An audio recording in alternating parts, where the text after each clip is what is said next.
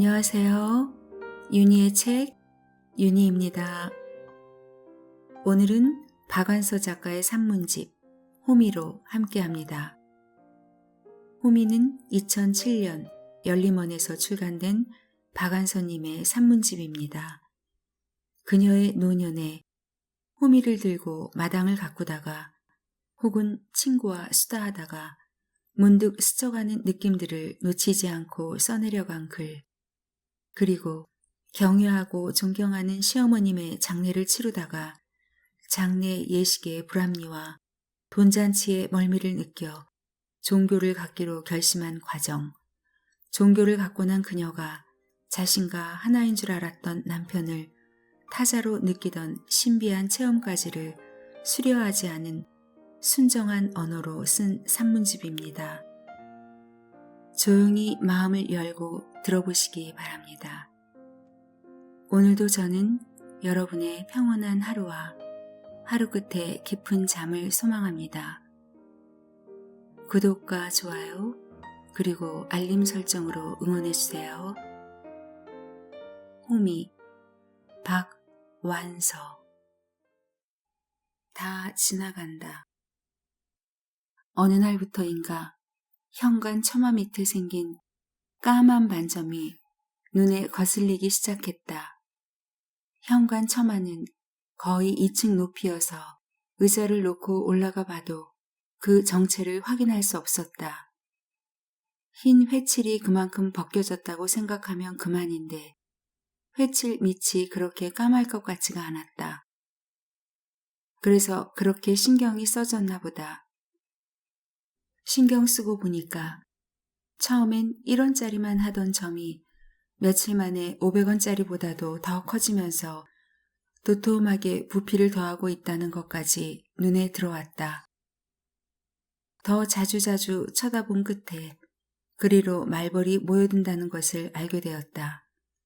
실은 말벌이 어떻게 생겼는지 정확하게 알고 있는 것도 아니다. 말벌은 가끔 신문에도 나는 벌이다. 등산하다가 말벌에 쏘여 죽은 사람도 있다는 걸 알고 있기 때문에 보통 벌보다도 크고 밉게 생긴 벌을 말벌이라고 단정하게 되었고, 그리고 나니 겁이 더럭 났다. 딴 데도 아니고 현관 처마 밑에 그 위험하고 흉측한 것들이 모여들어 무슨 모의를 하고 있는 것일까. 우리 집에 거기에 닿을 만한 긴 막대기는 없었다. 그렇지만 인간의 꾀가 얼마나 간악한데 쟤까지 말벌 하나 해코지 못하겠는가. 나는 마당에 물 줄 때 쓰는 샤워 꼭지가 달린 긴 호스 끝을 그곳으로 겨냥하고 물을 틀었다. 샤워를 직수로 고쳐놓은 물줄기는 곧장 힘차게 솟으면서 말벌이 모여드는 곳을 공격했다. 이윽고 벽을 타고 흘러내리는 물줄기와 함께 수많은 어린 말벌들이 떠내려오기 시작했다. 세상에 세상에, 어떻게 그 많은 애벌레가 그 안에서 자라고 있었을까. 그건 어쩌면 애벌레가 아닐 수도 있었다. 모기만한 크기에는 날개가 나 있는 듯도 싶었다. 그러나 그것들은 인간의 수공을 이기기엔 아직 무력했다. 폭포수에 휩쓸려 날개짓 한번 못하고 허무하게 떠내려갔다. 어미 말벌들은 저희들끼리만 어디로 도망쳤는지 보이지 않았다. 애벌레들이 더는 떠내려오지 않게 된 후에도 나는 벌집을 겨냥한 수공을 멈추지 않았다. 이왕 시작한 김에 벌집을 아주 제거해야 후환이 없을 것 같았다.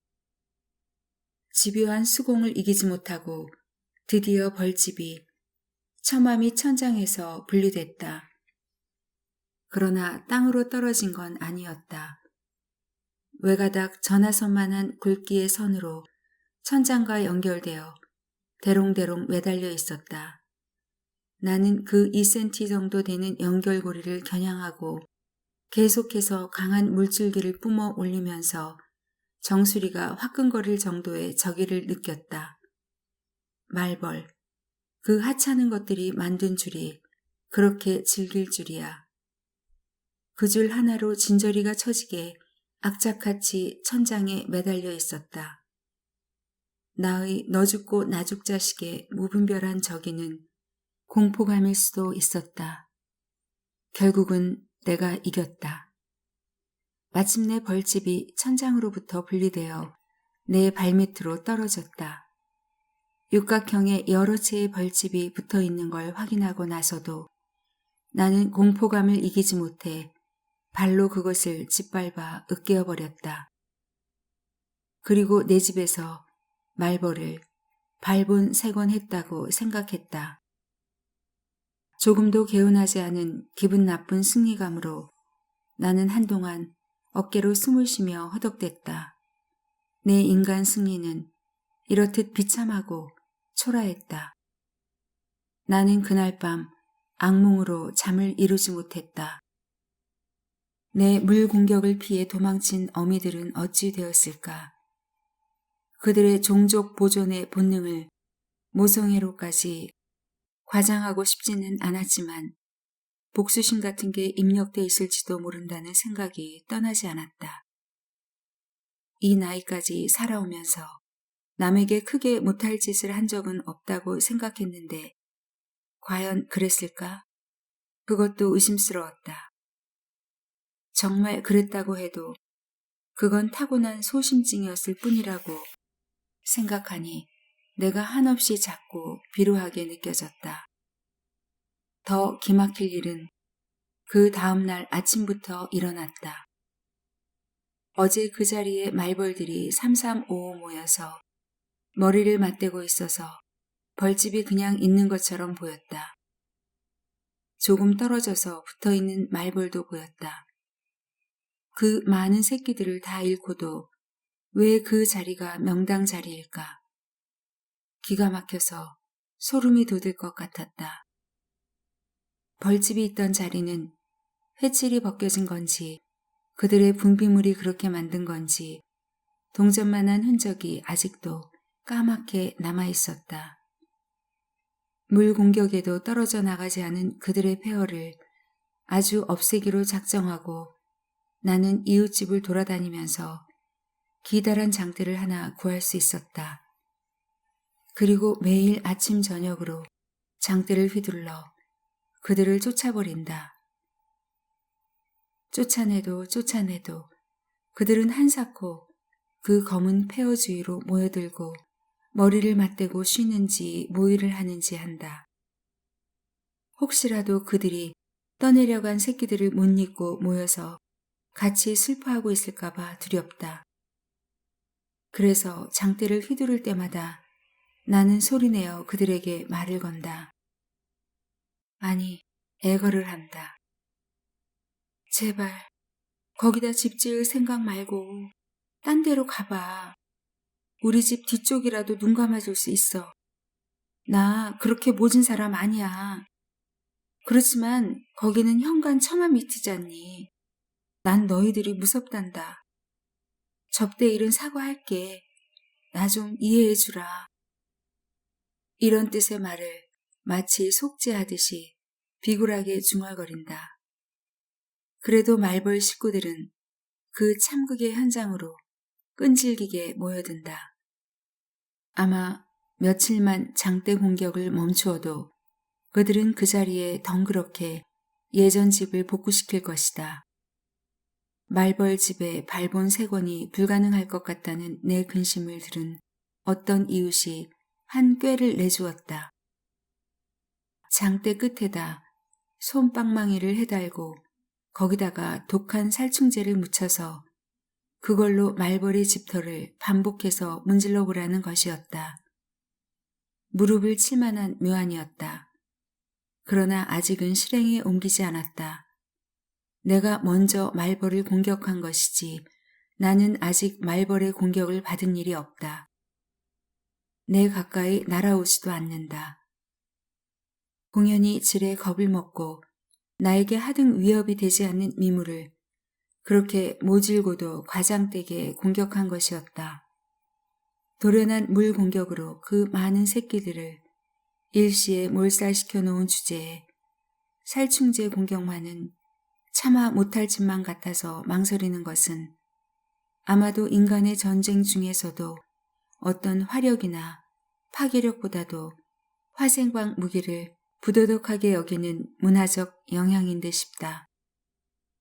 그렇다고 내가 살충제를 전혀 안 쓰냐 하면 천만의 말씀이다. 아마 살충제가 없다면 남들이 그럴듯하게 봐주는 전원 생활이라는 것을 아예 엄두도 못 냈을 것이다. 말벌이나 파리보다도 작은 곤충일수록 인간에게 적대적이다. 모기도 싫지만 나무들 사이를 날아다니는 하루살이만한 것들은 도대체 어떻게 알을 낳고 어떻게 번식하는지 실내에 먹다 남은 과일 껍데기만 있어도 거기서 솟은 것처럼 순식간에 그런 것들이 꼬인다. 먼지처럼 가볍고 무력해 보이는 것들이지만 그 중에는 닿기만 해도 맨살을 두드러기처럼 부풀어 오르게 하는 것도 있고 오래도록 따끔거리거나 가렵게 하는 것도 있다. 그런 미물들의 출입을 막는 데는 망창도 소용이 없으니 살충제를 뿌려댈 수밖에 없다. 그러면 식물들은 인간에게 우호적인가? 그렇지도 않다. 우리는 곧잘 자연 친화적, 자연식 따위, 자연자 붙은 말에 마치 인간이 돌아가야 할 본향 같은 그리움을 느낄 뿐 아니라 지금부터라도 그것을 아낌으로써 여태까지 파괴만 해온 죄과에 대한 속죄의 방편으로 삼으려 한다.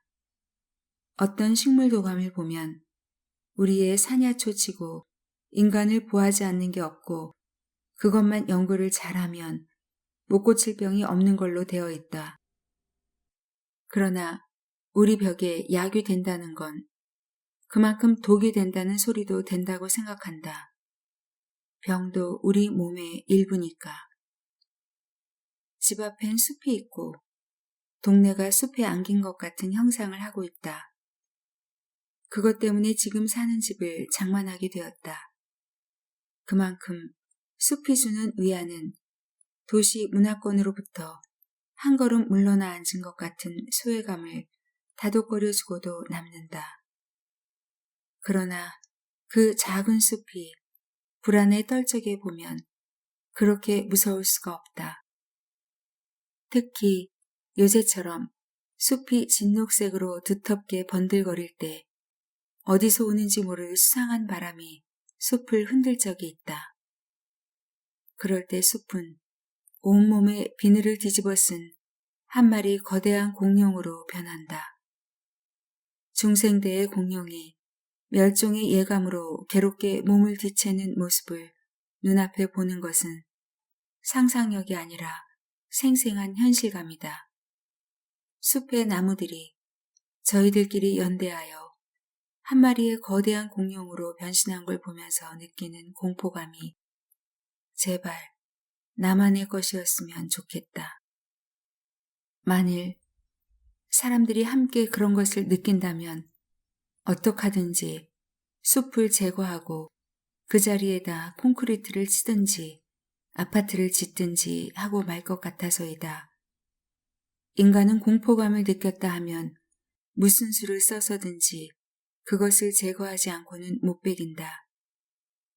숲이 괴롭게 뒤채는 건 미구에 닥칠 그런 운명을 예감하기 때문이 아닐까. 이렇듯 남들이 말하는 나의 전원생활은 조금도 평화롭지 않다. 내가 여기 정착하려 한 것은 자연 친화적인 삶을 꿈꿨기 때문도 도처의 도살인 불안을 몰라서도 아니었다. 그냥 아파트가 너무 편해서 온종일 몸 놀릴 일이 너무 없는 게 사육당하는 것처럼 답답해서 나에게 맞는 불편을 선택하고자 했을 뿐이다. 내가 걷어야 할 마당이 나에게 노동하는 불편을 제공해준다. 요새처럼 땅의 생명력이 최고조에 달했을 적엔 하루만 마당을 안 돌봐도 표시가 난다. 나는 마당을 돌보되 가꾼 티 안 나게 아주 자연스럽게 가꾸고 싶다. 내가 자연스러워하는 건 내 유년의 뜰이 그 원본이다. 그래서 주로 봉숭아나 분꽃, 한련, 개미치 따위를 기른다. 첫 해는 그런 것들의 씨를 어렵게 구해다 뿌렸었는데 해마다 저절로 나서 이제는 그것들 천지가 되었다. 아침마다 그것들하고 눈 맞추는 재미에 산다고 해도 과언이 아니다. 봉숭아가 한창인 지금에 와서야 나는 말벌들이 봉숭아 꽃에 특히 많이 꼬인다는 걸 알게 되었다. 그래서 그렇게 모진 일을 당하고도 우리의 마당을 못 떠났구나. 마치 인간이 범람의 우려를 무릅쓰고 큰 강을 끼고 추락을 발달시켰듯이 말이다. 내 유년의 뜰에도 말벌이 있었을 것이다. 내 유년의 뜰엔 뱀도 살고 땅벌도 살았던 기억이 난다. 그러나 요즘 나는 행여나 그런 것들이 숨어들까봐 하루 한 뼘씩 왕성하게 자라는 담이나 나무 밑에 풀섭을 뽑아주고 멍이나 들깨처럼 저절로 자라는 것들도 웃자라지 못하게 솎아내는 일을 열심히 한다. 그 일은 내 반나절의 노동으로 삼기에 족한 분량이다. 더 일을 하고 싶으면 가위로 잔디를 깎아주기도 한다. 새벽에 잔디를 깎고 있으면 기막히게 싱그러운 풀 냄새를 맡을 수 있다. 이건 향기가 아니다. 대기에 인간의 숨결이 섞이기 전 아니면 미치지 못한 그 오지의 순결한 냄새다. 그러나 손가락에 물집이 잡히는 것도 모르고 오래도록 잔디에 가위질을 하는 것은 풀냄새 때문만은 아니다. 유년의 뜰을 떠난 후 도시에서 보낸 유년기에 10구분되는 몇십 년 동안에 맛본 인생의 단맛과 쓴맛, 내 몸을 스쳐간 일이라고는 믿어지지 않게 격렬했던 애증과 애환, 허방과 나락, 행운과 기적, 이런 내 인생의 명장면에 반복해서 몰입하다 보면 그렇게 시간이 가버린다. 70년은 끔찍하게 긴 세월이다. 그러나 건져 올릴 수 있는 장면이 고작 반나절 동안에 5번도 더 연속 상연하고도 시간이 남아도는 분량밖에 안 되다니. 눈물이 날 것 같은 험한감을 시냇물 소리가 다독거려준다. 다행히 집 앞으로 시냇물이 흐르고 있다. 요새 같은 장마철엔 제법 콸콸 소리를 내고 흐르지만 보통 때는 귀를 기울여야 그 졸졸졸 소리를 들을 수 있다. 그 물소리는 마치 다 지나간다. 모든 건 다 지나가게 돼 있다. 라고 속삭이는 것처럼 들린다. 그 무심한 듯 명랑한 속삭임은 어떤 종교의 경전이나 성직자의 설교보다도 더 깊은 위안과 평화를 준다. 호미 예찬. 내가 마당에서 흙 주무르기를 좋아한다는 걸 아는 친지들은 외국 나갔다 올 때 곧잘 원예용 도구들을 선물로 사오곤 한다. 모종삽, 톡, 전지가위, 갈퀴 등은 다 요긴한 물건들이지만 너무 앙증맞고 예쁘게 포장된 게 어딘지 장난감 같아 선뜻 흙을 묻히게 되지를 않았다. 그래서 전지가위 외에는 거의 다 사용해보지 않고 다시 선물용으로 나누곤 했다. 내가 애용하는 농기구는 호미다. 어떤 철물전에 들어갔다가 호미를 발견하고 반가워서 손에 쥐어보니 마치 안겨오듯이 내 소나귀에 딱 들어맞았다. 철물전 자체가 귀한 세상에 도시의 철물전에서 그걸 발견했다는 게 마치 구인을 만난 것처럼 반갑고 감동스러웠다. 호미는 남성용 농기구는 아니다. 주로 여자들이 김 맬 때 쓰는 도구이지만 만든 것은 대장장이니까 남자들의 작품일 터이나 고개를 살짝 비튼 것 같은 유려한 성과 팔과 소나기의 힘을 낭비 없이 날 끝으로 모으는 기능의 완벽한 조화는 단순 소박하면서도 여성적이고 미적이다. 호미질을 할 때마다 어떻게 이렇게 잘 만들었을까 감탄을 새롭게 하곤 한다. 호미질은 김을 맬 때 기능적일 뿐 아니라 손으로 만지는 것처럼 흙을 느끼게 해준다. 마당이 넓지는 않지만 여기저기 버려진 굳은 땅을 씨를 뿌릴 수 있도록 개간도 하고 거짓말처럼 빨리 자라는 잡초들과 매일매일 내가 이기나 보자고 싸움질도 하느라 땅집 생활 6, 7년에 어찌나 호미를 혹사시켰던지 작년에 호미자루를 부러뜨리고 말았다. 대신 모종삽, 가위 등을 사용해 보았지만 호미의 기능에는 될 것도 아니었다. 다시 어렵게 구한 호미가 스테인레스로 된 호미였다. 기능은 똑같은데도 왠지 녹슬지 않는 쇳빛이 생경해서 정이 안 갔다. 그러다가 예전 호미와 같은 무쇠 호미를 구하게 되었고 젊은 친구로부터 날이 날카롭고 얇은 잔디 호미까지 선물로 받아 지금은 부러진 호미까지 합해서 도합 4개의 호미를 가지고 있다. 컴퓨터로 글쓰기 전에 좋은 만년필을 몇 개 가지고 있을 때처럼이나 대견하다. 원예가 발달한 나라에서 건너온 온갖 편리한 원예 기구 중에 호미 비슷한 것도 본 적이 없는 걸 보면 호미는 순전히 우리의 발명품인 것 같다. 또한 고려 때 가사인 삼오고개까지 나오는 걸 보면 그 역사 또한 유구하다 하겠다. 나처럼 예리하지 않은 호미의 나를 아버지의 자식 사랑보다 더 깊은 어머니 사랑과 빗댄 것은 고려 가사치고는 세련미는 좀 떨어지지만 그 촌스러움이 오히려 돋보인다. 지금도 그런 호미가 있는지 모르지만 내 기억으로는 예전엔 왼 호미라는 게 있었다. 우리나라에는 왼손잡이가 흔하지 않아서 그런지 서양에 비해 왼손잡이에게 불친절한 편이다. 그러나 호미만은 왼손잡이용이 따로 있었다.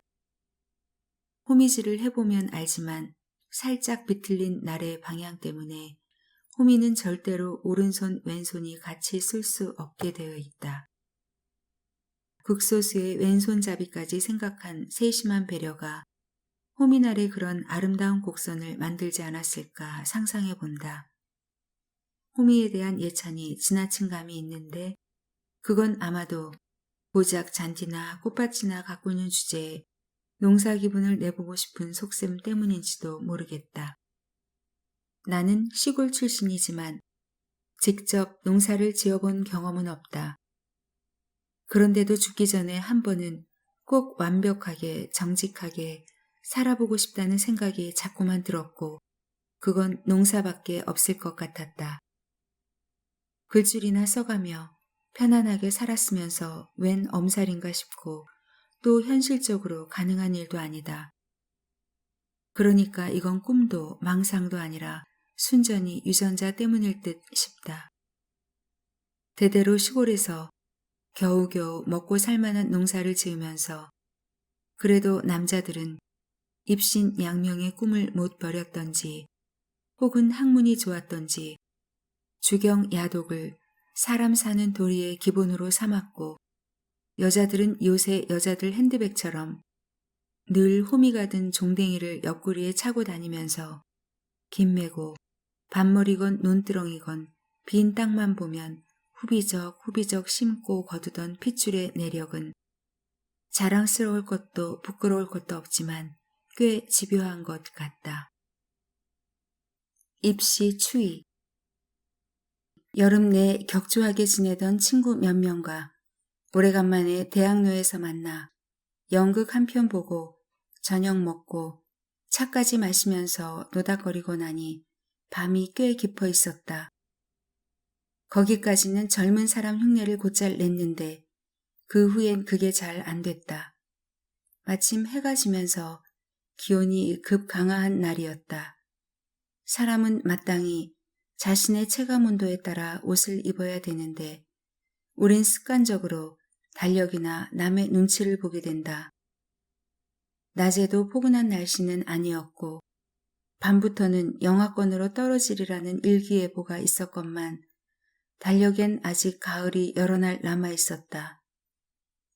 우리 몸에 밴 생활 습관으로 쳐도 김장철이 한 달이나 남아 있을 터인데도 얄팍한 모직 재킷으로 스미는 기온은 서리처럼 차갑고 을씨년스러웠다. 이를 악물고 긴장하고 있었기에 망정이지. 그렇지 않았더라면 아래 윗니가 딱딱 소리를 내며 맞부딪힐 것처럼 몸이 떨렸다. 눈부신 조명을 받은 가설 무대에서 랩을 열창하고 있는 아마추어 가수나 따라서 몸을 흔들어대며 소리 지르는 젊은이들의 누비 파카로부터 반소매 티까지 제멋대로의 다양한 복장도 무슨 제복처럼 가을 정장으로 차려입은 우리 일행을 초라하게 만들었다. 이 거리는 주말이면 봄, 여름, 가을, 겨울 없이 늘 이렇게 달아오르곤 했다. 그러나 내연할 게 남아있지 않은 우리 몸은 달아오를 줄 몰랐다. 어쩔 수 없이 각자 택시를 잡으려고 혹은 지하철이나 버스를 타려고 헤어지기 직전 한 친구가 소녀처럼 높은 음정으로 외쳤다. 맞아, 입시 추위였구나, 이 추위가. 그 친구는 여태까지 그 생각만 하고 있었는지 마치 고심 끝에 정답을 찾아낸 수험생처럼 개운하고 당당하게 굴었다. 그 친구에게 힌트가 된 것은 입시용품을 파는 거리의 노점상이었다. 정확하게는 입시용품이 아니라 입시생에게 줄 선물용품이었다. 찹쌀떡도 엿도 아닌 귀엽고 앙증맞은 소품들은 본래의 용도보다 용도를 전용한 덕담이 더 중요했다. 신기한 눈으로 자판을 들여다보고 있는 우리에게 젊은 주인은 시원시원하게 설명도 잘했다. 휴지는 문제를 잘 풀라고, 도끼나 포크는 정답을 잘 찍으라고, 파스나 접착제는 잘 붙으라고, 가스테라는 가서 대라고 등등. 그런 것들은 다들 본래의 용도로는 쓸 수 있을 것 같지 않게 축소된 모조품이었다. 재치가 돋보이는 깜찍한 아이디어였다. 그런 머리를 짜낸 것은 틀림없이 젊은이일 거라는 생각이 들었다. 그 젊은이는 대학을 나왔을까? 안 나왔을까? 혹은 재학 중일까? 그런 부질없는 호기심도 동했다. 아무려면 어떠랴. 아무리 한철 장사라지만 몇십만 입시생에게 이런 선물이 서너 개씩은 돌아간다고 가정하면 꽤 괜찮은 벤처기업이 아닐까. 그 젊은이는 아이디어 하나로 사장이 됐겠구나. 그런 추리까지 하면서 바라본 좌판 한 구석엔 사과도 몇 개 진열돼 있었다. 모조품이 아닌 싱싱한 진짜 사과였다. 그러나 좌판의 아이디어 상품과는 잘 안 어울렸다. 우리는 사과까지 입시 상품이 될 수 있으리라곤 미처 생각하지 못했다. 그런 우리의 심중을 재빨리 읽어낸 자판 주인이 이 사과로 말할 것 같으면 지난번에 태풍 루사가 몰고 온 강풍에도 안 떨어지고 붙어 있다가 이렇게 먹음직스럽게 익은 사과라고 했다. 한 알의 곡식이나 열매가 완숙하기까지 견디어낸 재난이 어찌 루사뿐일까? 결과만이 아니라 과정까지 상품을 만든 건 좌판 주인의 단독 아이디어가 아니었을까? 그렇다면 그 젊은이도 행상이 아니라 사장이라 불러 마땅하리라. 대학생의 아르바이트일까? 대학을 졸업했거나 혹은 못 가고 곧장 사장 연수를 하고 있는 중일까? 이런 생각도 늙은이의 빈약한 상상력의 결과일 뿐 아무려면 어떠랴. 확실한 건 지금 청년이 밝고 늠름하게 세상의 추위와 바람을 견디고 있다는 것이다. 떨어지지 않고 견디다 보면 아름답고 탐스럽게 익는 날도 있으리라. 처음 내 자식의 입시를 경험한 건 60년대 말이었다. 그때는 중학교도 시험치고 들어갈 때여서 명문중학에 보내고 싶어하는 학부모들의 열기는 지금의 대학 입시보다 더 치열했다. 치맛바람이라는 신조어가 생겨난 것도 그 무렵이었다. 그러나 붙으라는 뜻으로 수험생에게 찰밥이나 엿을 먹이는 것은 내가 중학교 갈 때인 40년대와 조금도 다르지 않았다. 내가 조금이라도 우리 엄마보다 개화된 게 있었다면 마지가 찰밥을 안 좋아하니까 강요하지 않고 보통 때와 마찬가지로 맵쌀로 밥을 지은 것 정도였을 것이다. 연탄 때는 한옥에 살 때였고 보온이 되는 전기밥솥이 생겨나기 전이었다. 안방에 김이 모락모락 나는 아침상을 차려놓았는데도 수험생은 제 방에서 뭘 꿈을 대는지 빨리 건너오지 않았다. 새벽부터 서둘렀기 때문에 시간은 충분했지만 밥이 식을까봐 나는 큰 소리로 아이를 재촉하면서 밥그릇에 뚜껑을 덮어 따끈한 아랫목 포대기 밑에 묻어두었다. 그때도 입시 추위는 소한, 대한 추위보다 혹독했다. 준비를 끝낸 수험생이 밥을 먹으러 안방으로 건너오자 나는 얼른 아랫목에 묻어놓은 밥그릇을 상에 올려놓다가 그만 밥그릇 뚜껑을 땅바닥에 떨어뜨리고 말았다. 가볍게 떨어진 뚜껑이 쨍그렁 소리를 내면서 두 조각이 났다. 첫 애가 이 세상에서 첫 번째 시험을 보는 날 아침에 그의 밥그릇 뚜껑이 깨지다니 이게 무슨 불길한 징조란 말인가. 손끝이 떨리면서 뚜껑 깨지는 소리보다 더 큰 소리로 가슴이 내려앉았다. 그 자리엔 시어머님도 계셨다. 그분은 옛날 어른답게 미신적으로 꺼리고 피하는 게 많았다.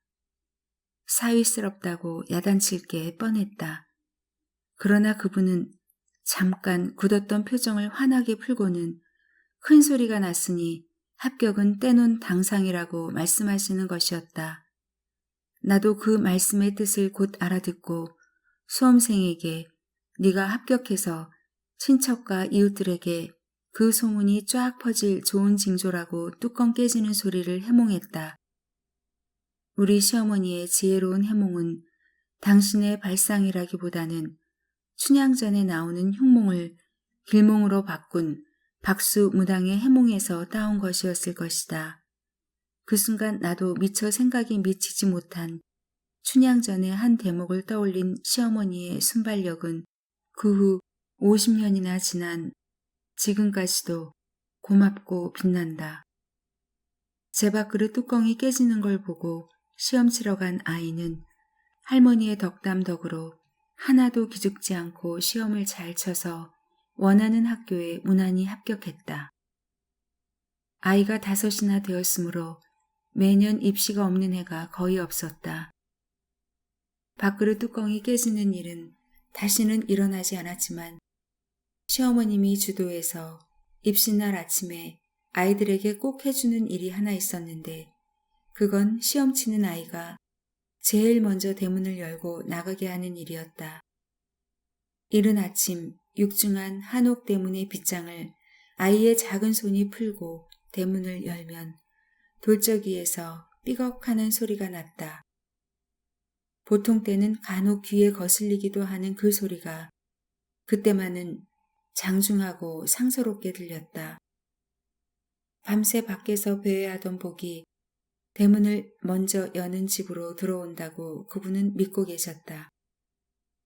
그래서 평소 그 일은 새벽잠이 없는 당신의 몫이었는데 시험 치는 날만은 수험생이 몽땅 그 복을 받도록 배려를 하신 거였다. 그때나 지금이나 나는 시어머니의 그런 생각에 동의하는 편은 아니지만 홀로 대문을 열고 문 밖으로 나서는 행위의 상징성만은 높이 사고 싶다. 시험만이 혼자 치고 혼자 책임져야 하는 일이 아니다. 세파를 헤쳐나가는 일도 마찬가지이다. 아동기의 끝자락에 혼자 대문을 열고 입시 추위 혹독한 바깥바람에 홀로 우뚝 서본 경험은 내 자식들 마음속에 숙연한 무엇이 되어 지금까지도 남아 있으리라 나는 믿는다. 그는 누구인가? 종교를 가져야겠다는 생각을 진지하게 하기 시작한 것은 시어머니의 장례를 치르고 나서부터였다. 나는 26년 5개월 동안 시어머님을 모시고 살았다. 며느리 보고 돌아가실 때까지 그분은 한 번도 외박이라는 걸 하지 않으셨으니까 26년 5개월은 거의 정확한 숫자일 것이다. 그러나 모시고 살았다는 건 그분 입장에선 적절하지 않은 표현일지도 모르겠다. 남편이 외아들이긴 해도 그분에겐 친동기간과 조카 사촌들도 여럿 있었고 소문난 음식 솜씨와 구식 예법에 대한 안목 때문에 친족 간의 대소사 때마다 불려다니실 일이 잦았다. 결혼식만 식장에서 치르고 잔치는 다 집에서 할 때였다. 나도 결혼하고 나니까 결혼식에 참석하고 난 시이모님, 시숙모님이 내가 근친 갔다 올 때까지 머물고 계셔서 귀여움도 듬뿍 받고 덕담도 많이 들었지만 내심 앞으로 말 많은 시집살이가 될 것 같은 예감으로 즐겁기만 한 것은 아니었다. 과연 무슨 때가 돌아올 때마다 손님 칠 일이 잦았고 시어머님의 친동기간들은 을에 며칠씩 묵어가곤 했지만 시어머님이 며느리 허물을 가리고 칭찬만 하니까 몸은 좀 고단해도 친척 어른들 때문에 스트레스를 받거나 하진 않았다. 친정 쪽도 군 식구가 떠날 날이 없는 집이어서 어른을 모시고 살면 의뢰 그러려니 했다. 그러나 당일로 가도 좋을 친척도 붙들어 묵어가도록 하기를 좋아하는 어른이 당신은 어디 가서 한 번도 주무시고 오는 일이 없는 것이 조금씩 답답해지기 시작했다. 살림에 서투른 며느리 못 믿어 그러시는 줄 알고 섭섭한 마음은 있었지만 나중에 생각해보니 그보다는 손자들 때문이었을 것 같다.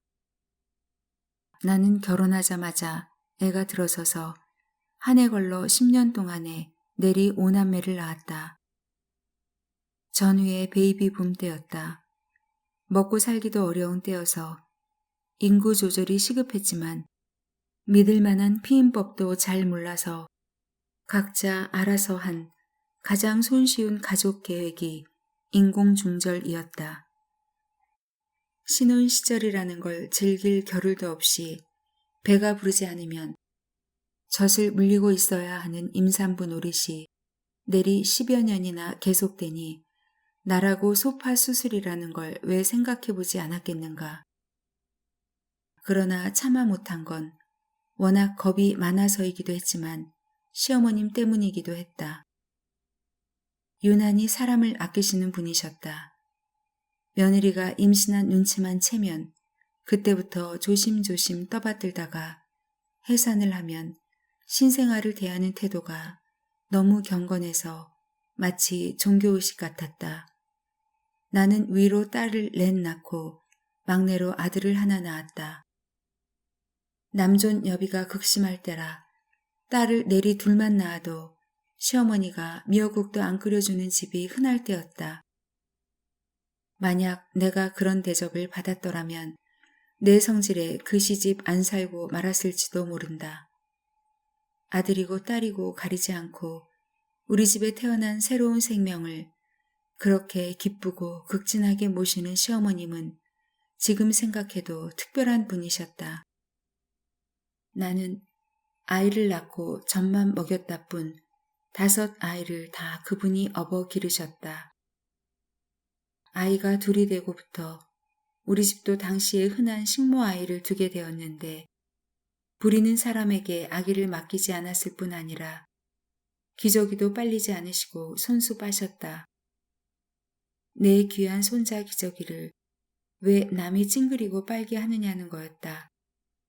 그분의 그런 태도는 내 손자뿐 아니라 없어서 남의 집 살이하는 남의 자식에 대한 배려까지 자연스럽게 배어 있어서 그분을 존경스럽게 했다. 실상 그분은 학교 문턱에도 못 가본 분이고 한글도 제대로 못 읽는 분이셨다. 생명에 대한 존중이나 남에 대한 배려는 교양이 아니라 그렇게 타고나셨다고밖에 설명할 수 없는 그분의 천성이었다. 그분은 새로운 생명을 기쁘고 경건하게 마중하셨을 뿐 아니라 기르는 일에도 지극정성이셨다. 젖만 떨어지면 어미 곁에서 떼어다가 당신 옆에 데리고 주무시면서 은자동아 금자동아 은을 주면 너를 사랴 금을 주면 너를 사랴 고운 목소리로 자장가를 부르셨고 아이가 아프면 어미보다 더 근심하며 머리맡을 지키셨다. 손자가 초등학교에 입학해 첫 소풍으로 창경원 가는데 따라가신 걸 당신 생애의 가장 기쁜 날로 기억하고 둘째가 어서 학교 가서 소풍 가기를 어린애처럼 기다리시곤 했다. 그렇게 천사의 마음을 타고난 분이 말년에 3, 4년 동안은 노망이 드셔서 가족들을 힘들게 했다. 지금으로 치면 치매라는 건데 나는 치매라는 말이 싫어서 그분에게는 그 말을 쓰기를 삼가해 왔다. 손자 사위까지 보고 돌아가셨는데 손녀딸에게 사랑하는 사람이 생기고 결혼을 해서 가족이 되었다는 걸 아무리 말씀드려도 이해하지 못하셨다. 손녀가 제 신랑하고 한 방에 있는 걸 보면 저놈이 누군데 남의 집 처녀방에 들었냐고 그 문 앞에서 안절부절 못하셨다. 그런 증세가 점점 심해져서 나중엔 당신 아들도 못 알아보고 툭하면 댁은 니시우 하면서 경계하고 두려워하는 눈빛이 되곤 했다. 마지막까지 알아보고 따른 건 나밖에 없었다. 나만 졸졸 따라다녀서 급한 볼일이 있어 외출을 해야 할 때는 몰래 따돌리느라 애를 먹었다. 그렇게 억지로 외출을 했다가 귀가가 늦은 날이었다. 그때는 그분도 많이 쇠약해지신 후여서 혼자서 걷지도 못하실 때였는데 식구들이 만류해도 듣지 않고 엉금엉금 기다시피 골목밖까지 나와 며느리 오기를 기다리시다가 넘어지셔서 이마가 까지고 멍이 드는 큰 타박상을 입으셨다. 그 멍이 채 가시기 전에 돌아가셔서 내 마음을 두고두고 죄송스럽게 했다. 80이 넘는 장수를 하시는 동안 그 많던 그분의 동기가는 다들 먼저 가버리시고 남편도 외아들이었기 때문에 집안의 어른이라곤 없었다. 장례 절차에 대해 아는 것도 없었고 의논할 때도 마땅치 않았다. 근래에는 종교의식을 치르는 집이건 안 치르는 집이건 거의 다 병원 영안실로 모시게 돼 있지만 그때만 해도 병원에 입원했다가도 임종이 가까우면 집으로 모시는 걸 도리로 여길 때였다. 무종교인 집은 우선 장의사 먼저 불렀고 우리도 그렇게 했다. 장의사가 다 알아서 해주긴 하는데 처음부터 끝까지 흥정을 해야 했다. 사실 흥정이랄 것도 없었다. 이 정도로 살면 관은 얼마짜리 정도는 해야 하고 수의는 얼마짜리 정도는 해야 된다는 식으로 바가지를 씌우려는 상훈을 노골적으로 드러냈다. 조금이라도 그 부르는 값에 이의를 제기할 눈치만 보이면 자식된 도리가 아니라는 식으로 우리를 윽박질렀다. 그런 일은 누군가 대신 해줘야 하는데 경험이 없는 우리는 최선을 다하고 싶어 우리가 직접 관여한 게 결과적으로 그들에게 만만한 봉으로 보였대도 돌이킬 수 없는 일이었다.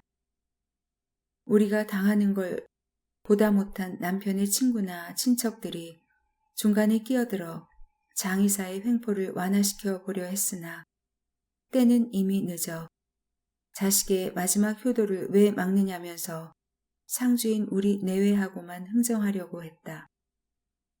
비록 오랫동안 노망을 부리시긴 했어도 돌아가시자마자 황폐했던 표정이 말끔히 가시고 아기처럼 순한 표정을 회복한 걸 똑똑히 보았기 때문에 수희도 그분이 평소에 아끼시던 고운 비단 치마 저고리를 입혀드리고 싶었다. 그런 나의 제안은 장의사 사람들에 의해 본데 없는 불효막심한 며느리로 그 자리에서 각하를 당했다. 이 정도로 사는 집이면 좋은 안동포로 가진 수위를 해드리는 게 자식된 도리라고 했다. 친척이나 친구들도 노안으로 오래 고생하시는 동안 수위 정도도 안 해놓은 나를 나무라는 투였다. 나는 가진 수위라는 게 뭘 의미하는지 잘 알지도 못하면서 그렇게 하도록 했다. 예전에 하던 식의 구색을 고루 갖춘 수위를 그렇게 말한다는 건 나중에 알게 되었다. 수위를 다 입혀드리고 나서 유해를 여러 마디로 묶는 절차가 남아 있었다. 묶으면서 그 마디마디마다 상주가 돈을 찔러 넣게 했다. 그건 고인이 저승길에 노잣돈으로 쓸 거니까 될 수 있는 대로 넉넉하게 넣어드려야 편안하게 가실 수 있다고 했다. 시키는 대로 했다. 입엔 동전을 물려드리라고 했다. 그 또한 시키는 대로 했다. 염습을 끝낸 장의사는 마디마디에 찔러 넣은 두툼한 지폐는 날렵하게 꺼내 자기 주머니에 집어넣고 동전만 남겨놓았다. 저승길의 노잣돈은 그것으로 끝나지 않았다. 선사는 국도와 인접한 완만한 둔덕이어서 승용차나 연구차나 조금도 헐떡거리지 않고 진입할 수 있었다. 그러나 그때도 연구차는 몇 바퀴 안 구르고 멈춰 서서는 길에다 돈을 깔아야 움직이기를 반복했다. 신부 집에 함 들어올 때 신랑 친구들이 경사에 흥을 돋으려고 재미삼아 하는 짓을 연구차 기사가 하니까 상제가 나서서 뭐라 할 수도 없고 그저 일을 조용히 끝내고 싶은 일념 하나로 하라는 대로 따를 수밖에 없었다. 시어머님의 장례를 이렇게 치르고 나서 나는 오랫동안 죄책감에 시달렸다. 그분은 종교도 없었고 학교도 안 다녔지만 인간을 아끼고 생명을 존중하는 경건하고 아름다운 영혼을 지니신 분이셨다. 만일 장례란 누구나 다 그렇게 치르는 거라면 구태여 죄책감을 느낄 것도 없었을 것이다. 내가 그 전에 가본 문상 중에서 나도 죽으면 저런 대접을 받고 싶다는 생각이 들 만큼 인상 깊은 장례식은 거의가 천주교 의식의 연결미사였다. 연결미사는 고인이 부자든 가난하든 명사든 보통 사람이든 관계없이 고인이 이 세상을 살아냈다는 데 대한 극진한 대접을 한다. 본 적은 없지만 사형수의 죽음이라 해도 천주교에서는 이런 존엄한 대접을 해줄 것 같다. 고인을 다시는 만날 수 없다는 절망보다는 큰 평화 안에서 다시 만날 수 있을 것 같은 희망을 갖게 하는 장례 미사를 보고 나면 인간이란 슬픔에 의해서도 얼마든지 정화될 수 있다는 걸 깨닫게 된다. 슬픔이 있는 기쁨이랄까? 그건 죽은 사람이 산 사람에게 남기고 가는 선물일 수도 있었다. 이 세상에 온 새 생명을 맞는 의식을 종교 의식처럼 정성을 다해 경건하게 치르던 그분은 어디서 배운 바 없이도 천성적으로 생명의 존엄성을 알고 계셨던 분이다. 자식과 손자들을 받들어 모시듯이 키운 분이라면 이 세상에서 해야 할 일을 다하고 가시는 마당에 그 애들로부터 합당한 감사와 공경과 애도를 받아야 마땅하지 않았을까. 하지만 우리는 그렇게 못해드렸다. 부모가 아닌 남한테도 우리가 대접받고 싶은 대로 남을 대접하는 게 도리거늘 나는 내가 시부모님에게 해드린 것 같은 대접을 받고 싶지 않아서 가톨릭 신자가 되었다. 이렇게 불순하고 이기적인 며느리지만 그분이라면 저승에서도 괜찮다, 괜찮아 라고 고개를 끄덕이실 것이다. 나는 그분이 그리스도를 모르고 돌아가셨다 해서 지옥에 가셨으리라고 생각해 본 적은 단 한 번도 없다. 만일 천주교 교리가 그렇게 가르쳤다면 나는 천주교를 믿지 않았을 것이다. 시어머니의 장례를 치르고 나서 영세를 받을 것을 진지하게 생각했다고 해서 단지 장례 미사의 아름다움에 감동했기 때문이었다고는 말 못하겠다. 상식으로 또는 교양으로 알고 있는 성경 말씀을 그냥 좋아했었다. 납득할 수 없는 몇 군데를 건너뛰고 나면 조금도 낯설지 않고 어디서 많이 듣던 소리처럼 친근했다. 나는 개성에서 20열이 떨어진 산골에서 태어났다. 가난하지만 학문을 즐기고 체면을 중시하는 선비 집안이었다. 아버지를 일찍 여의었지만 할아버지의 각별한 사랑을 받아 부성애에 대한 결핍감은 거의 모르고 자랐다. 아들 셋을 다 장가들인 후에도 한 집안을 거느리고 사셨던 할아버지가 가족을 통솔하는 통치 이념은 철저하게 유교적이었다. 측은지심과 수호지심을 사람다움의 근본으로 늘 강조하신 거나 내가 싫은 것을 남에게 베풀지 마라. 잔치집이나 친척집에 손님으로 가서 윗자리에 앉지 마라. 일꾼이 게으르게 굴었다고 품삯 깎지 마라. 등등 집안에서 흔히 듣던 할아버지의 훈계와 뜻을 같이 하는 구절이 성경에서도 제일 먼저 마음에 와 닿았다. 예수님께서 비유로 말씀하신 것도 우리 집 가풍과 비슷한 것 같았다. 누구 집에서나 아이들에게 나쁜 짓을 멀리하고 착한 일을 하도록 가르치는 건 유아교육의 기본일 것이다. 엄한 할아버지 모시는 우리 집 분위기도 물론 그랬지만 덮어놓고 야단치고 훈계하는 게 아니라 재미있고 단순한 이야기를 통해 가르치셨다. 어려서 많은 이야기를 듣고 자랐다는 건 내 유년기에 가장 큰 축복이었다고 생각한다. 예수님이 단순하고 알아듣기 쉬운 비유로 말씀하신 게 마음에 들었다.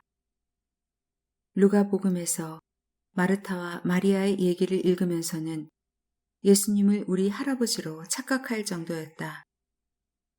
할아버지는 그 시절의 유학자로서는 드물게 아들, 딸, 손자와 손녀를 차별하지 않으셨다. 특히 배우고 싶어하면 손자든 손녀든 차별하지 않고 기특해 하시고 밀어주셨다. 손녀 중에서는 내가 유일하게 사랑해서 나보다 큰 동네 머슴아들과 함께 천자문을 익혔을 뿐 아니라 넉넉지도 않은 집안 형편에 걸맞지 않게 초등학교부터 서울서 다닐 수 있었다. 그때의 시대상이나 우리 집 형편으로 봐서 어떻게 그럴 수가 있었을까? 그때는 특별히 고마운 줄 모르다가 철들면서 내가 누린 특혜를 신기해하는 느낌은 신약을 읽으면서 그 시대에 예수님은 여성을 어쩌면 이렇게 차별하지 않을 수 있었을까? 신기해하는 마음과도 비슷하다. 그렇다고 우리 할아버지가 성경을 읽으신 건 아닐 것이다. 평생 맹자와의 공자알밖에 모르시던 분이다. 그러니까 그런 공통점은 고등 종교끼리의 공통점이라고 생각한다. 사랑과 인이 다른 것이 아니듯이 사람 노릇의 근본을 설한 걸로 보면 이교로도 부족함이 없는데 왜 그리스도를 따로 믿어야 됐는지, 종교를 문자 그대로 으뜸가는 가르침이라고 생각할 때 이교로도 부족함이 없었지만 신앙으로서는 좀 부족하다고 생각한 것 같다. 유교에는 초월적인 존재가 없다. 아무리 악을 멀리하고 선을 행하기에 힘쓰는 도덕적인 인간이라도 이성으로 해결할 수 없는 매달리고 기도하고 싶은 때가 있는 법이다. 특히 죽음의 문제에 있어서 그러했다. 내가 죽을 때도 물론 그러하겠지만 가족이나 친지가 죽어갈 때도 사람은 누구나 죽음이 마지막이 아니라는 희망을 갖고 싶어 한다. 안 죽게 해달라고 매달릴 때도 절대자를 찾게 되지만 마침내는 죽음의 손에 목숨을 내맡길 때도 이 세상에 내 뜻대로 온 것이 아니듯이 거두어가는 손길을 느끼고 그 손길 안에서 영원한 안식을 얻고 싶어 한다. 죽을 때 우아하게 죽고 싶어서, 행복할 때 감사하고, 불행할 때 기도하고 싶어서, 자신의 존재가 불안하게 흔들릴 때 의지하고 싶어서 그리스도를 믿게 되었다. 유교적인 집안이라고 기도를 안 하는 건 아니다. 6.25 때 북으로 끌려간 오빠의 생사를 모를 때 엄마는 새벽이고 밤이고 끼니 때고 아무데나 대고 빌고 또 빌었다. 부뚜막에 오빠의 밥그릇에다 밥을 담아놓고도 빌었고 장독대에 정한수를 떠놓고도 빌었고 하늘 보고 북두칠성한테도 빌었다. 까치가 짖으면 고마워서 까치한테도 두 손을 모았고 까마귀가 짖으면 까마귀한테 삿대질을 하며 저주를 퍼부었다. 체면을 중시하던 분이 이성을 잃으니 미친 사람 같아서 집안 식구를 불안하게 했다. 전쟁이 끝나고 엄마의 모든 정성은 무의로 돌아갔다. 엄마는 그 후 절에 다니시면서 마음을 달래시다가 말년에는 독실한 불교신자가 되셨다. 기도는 사람의 정신을 돌게 하는 게 아니라 바로 잡아주는 것이고 바로 잡는다는 건 중심을 잡아주는 일이 아닐까. 종교의 다름은 그 중심에 누구를 세우냐의 차이일 뿐이라고 생각한다. 내가 경험한 기도의 묘미는 자잘한 기도는 잘 들어주시는데 큰 기도는 잘 안 들어주신다는 것이다. 큰 기도는 과욕이나 허욕 아니면 신의 영역을 넘보는 기도였으니 안 들어주시는 게 당연하고 자잘한 기도는 잔 근심에서 나오는 것이니 그런 자잘한 근심은 기도하는 과정에서 최선의 방법을 찾게 되니까 들어주실 수밖에. 기도의 은총은 이루어지고 안 이루어지고에 있는 게 아니라 예수 그리스도의 이름으로 기도하고 나면 마음이 편안해지니까 기도한다. 앞에서 하던 얘기로 돌아가서 시어머님의 장례를 치르고 나서 종교를 가져야 되겠다는 생각을 진지하게 했다고 했지만 실제로 영세를 받기까지는 4, 5년이 더 걸렸다. 그때 살던 동네엔 가까이에 성당도 없었고 가톨릭 신자가 되려면 뭘 어떻게 해야 된다는 걸 가르쳐주는 사람도 없었다. 주일에 명동 성당에 몇 번 가본 적이 있지만 그게 교리 공부 등 신앙생활로 연결되지는 않았다. 마치 기독교 염탐을 다니듯이 전통 있는 개신교에도 몇 차례 기울여 보았지만 어디서도 마음이 크게 움직이진 않았다. 단독주택에서 잠실에 있는 아파트로 이사를 가게 되었다. 새로 생긴 아파트 단지 상가 2층에 성당이 들어섰다. 그의 크리스마스 이브에 아이들은 제각기 약속이 있다고 시내로 놀러 나가고 TV에서도 젊은이들이 쌍쌍이 혹은 떼를 지어 시내 활락가에 넘치는 모습을 비춰주고 있었다. 그때만 해도 강남의 활락가가 아직 형성되기 전이어서 젊음과 활락의 본고장은 뭐니뭐니 해도 명동이었다.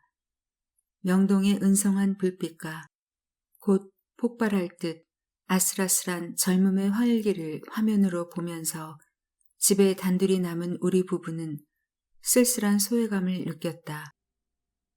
내가 먼저랄 것도 없이, 남편이 먼저랄 것도 없이 성당이나 가볼까? 한 것 같다. 바깥날은 살갗을 저미듯 혹독했고 전철이 지나가는 굴다리 밑은 불빛도 인적도 없이 어둡기만 해서 성탄과는 상관없는 딴 세상 같았다. 큰 마음 먹고 나설 때와는 달리 성당 밖에는 갈 곳이 없는 우리가 딱하고 청승맞게 여겨졌다. 상가 2층을 빌린 성당의 성탄 미사는 신앙보다는 명동 성당의 고딕식 건축미 때문에 머리 숙이고 숙연해졌던 성당 체험 때문인지 돗대기 시장을 방불케 했다. 사람들이 너무 많이 몰려 복도와 계단까지 붐비고 있어 기대했던 엄숙한 분위기는 찾아지지 않았다. 성탄 전야에 우리처럼 갈 것 없는 사람들도 이렇게 많구나. 그나마 이런 동료의식이 약간의 위안이 되었다. 이윽고 미사가 시작되자 무질서는 거짓말처럼 해소됐고 자발적인 질서와 엄숙하고도 화해로운 분위기가 되었다.